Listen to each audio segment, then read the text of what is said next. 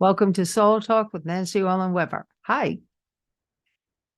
Two stories on my mind. Both of them are about what we term sometimes, is it astral projection? Is it remote viewing?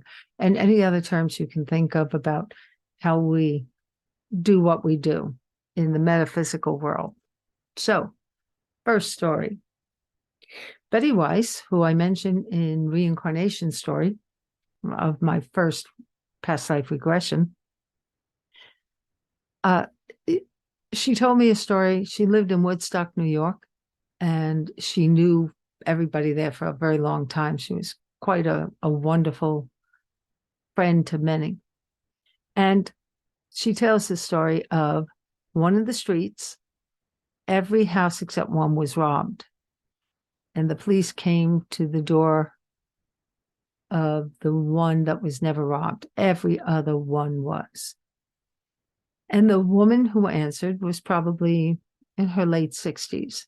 And she welcomed them in. They sat down with her and she said, "What is there an issue?"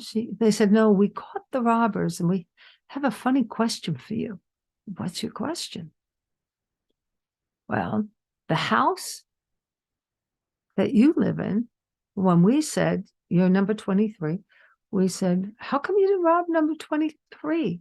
And they said, there's no number 23. She smiled and she said, I imagine the light around my house every morning, and I thank the universe. Been doing that forever." And when I heard the story, I went, well, I have a funny story for you, and it's in my book, so I'm only going to tell you. It's in the uh, Life of a Psychic Detective, and I think it's one of the early chapters on it. Not quite. I think it's the one that I call The Mind's Eye Views a Crime, but I'm not quite sure. Probably not. I don't know. It's been a while, so I can tell you and question, what do you call it? Right? Is it mind's eye? Is it remote viewing? Is it astral projection? Is it something else that you like naming? I have no clue. I just do what I do. I don't know how to name it. Never even considered, well, what do you call it?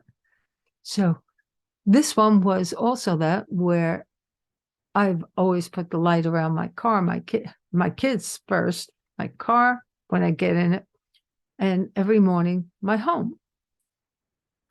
And I was living in Bud Lake, New Jersey, and I was used to doing this, and I was ready to go to lunch and with my girlfriend and my kids, and I couldn't see the light around my bedroom.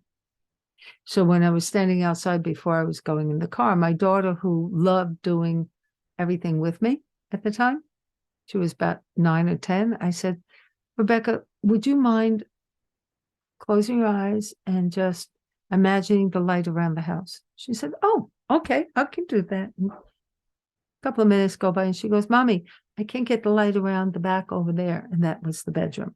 And I thought, wow. And so, without telling you the rest of the story, we were right. Yeah. You can get the book on Amazon, ebook, paperback, if you want, and read the rest of the story, among others. These are all adjudicated stories, meaning everything's done. No one can hurt anybody about them. Okay. So that's one of the others, right? The light around the home, mine, the bedroom. That's one. What is it? And the other one that came to mind about the same way, I don't know how to, it felt the same to me. I mean, I was sitting with this one with the lack of light in my bedroom, having lunch with my girlfriend, picking up my fork, and in the middle of it, I went, I'm being robbed. And she looked and she said, "Where's your bag?" I said, "It's on the chair." "No, I'm being robbed at home." And then I said, "When we're done, let's have fun." And there's more to the story, obviously, but I'm saying, so what do we call that? I have no clue. None. So now fast forward, or fast backwards, actually, quite a few years back. This has to be in somewhere in the mid 80s. The other one's in the mid 70s, I guess. Yeah, it's got to be about 75, 76. Still, you can look it up, I think. There was a bus on the radio, I'm listening. Chowchilla, California reported that a school bus with children in it was missing. And my kids were asleep, or no, they were in school. And I shut the radio, laid down, imagined myself with them. Imagined. Imagination can take us places, can't it? And I saw, very different from what the radio announcer mentioned, was they think the bus drivers stole all the kids. And I'm going crazy. I saw the bus driver. I saw khaki pants. I saw brown shoes. I saw clean cut hair, short, a kind of a round face, nice man, and that he was calming the children.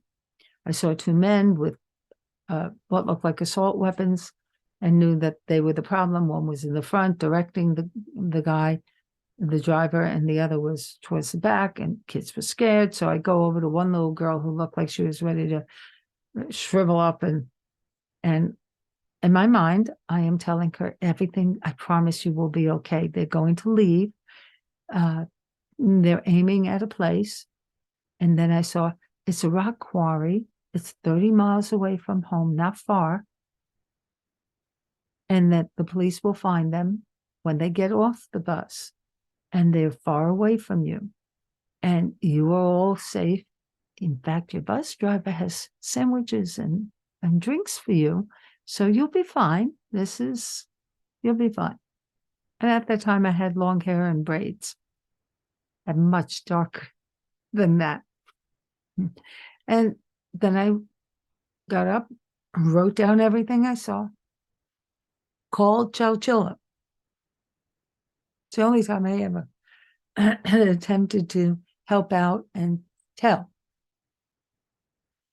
And I said, I know that the bus is in a rock quarry 30 miles south. I think it was south. And there were two men who robbed a bank, but they're not there anymore. They dropped the bus off. It's not the bus driver. Okay, lady, where are you calling from? New York. Click. I bet that dispatcher was in shock later on and wished he had taken my name, either to arrest me or something. I don't know. But anyhow, I don't remember whether it was that afternoon or the next day or evening. They announced that the two men who had robbed a bank in Chowchilla had jumped on the bus, took it to a quarry 30 miles away, just where I said, and left. And then they were caught. And the bus was found with the driver, took the kids out to safety, walked them out, gave them sandwiches, gave them a drink. And so when they questioned everybody, the only odd piece was one little girl said, "What about the woman?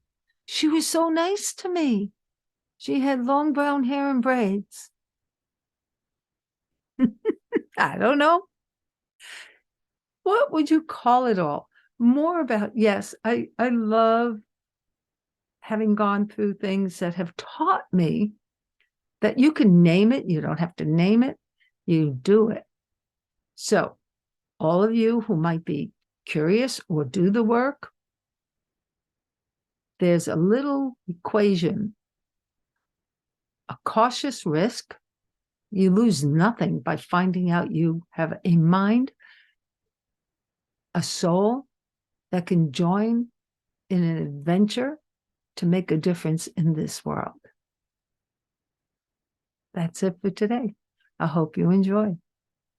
I wish you all well. And oh, if you're curious about that story, it's called The Life of a Psychic Detective. And by the way, that is my real badge.